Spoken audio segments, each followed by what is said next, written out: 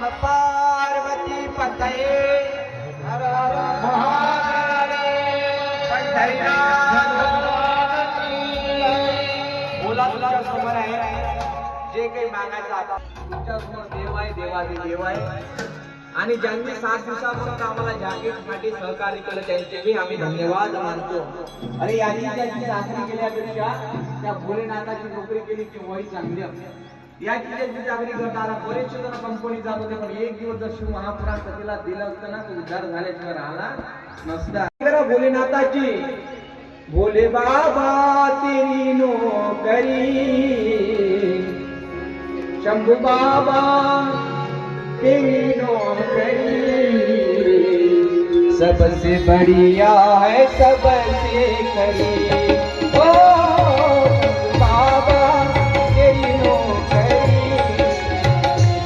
भोले बाबा तेरी नौकरी सबसे बढ़िया है सबसे करी ओ भोले बाबा तेरी नौकरी सबसे बढ़िया है सबसे करी. मेरे बाबा ओ मेरे बाबा मेरे बाबा मेरे बाबा मेरे बाबा मेरे बाबा मेरे बाबा मेरे बाबा मेरे बाबा तेरी नौकरी हरि बोल. मेरे बाबा एकदा माझ्यासोबत मेरे बाबा शिवाला बघा आणि म्हणा टाळी वाजू नका कोणी आता हात करा मेरे बाबा याचा हात तुमच्या हात करावे भोलेनाथाला. मेरे बाबा ओ मेरे बाबा तेरी नौकरी सबसे बढ़िया है ओ मेरे बाबा तेरी नौकरी सबसे बढ़िया है सबसे करी.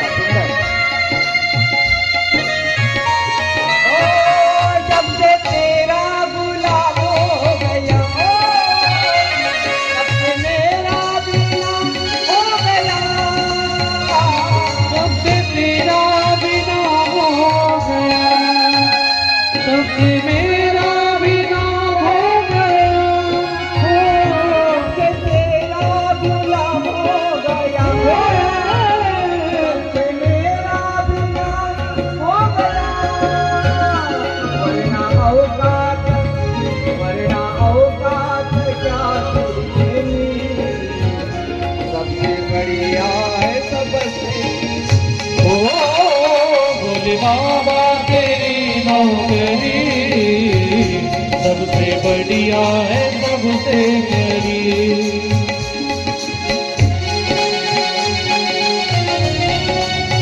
एक विनंती आहे याची ज्याची चाकरी करताना विनंती करत असा मी विनंती करतोय हात जोडून याचं त्याचं नाव मोठं केल्यापेक्षा आपल्या भोलेनाथाचं नाव मोठं केलेलं बरं राहते.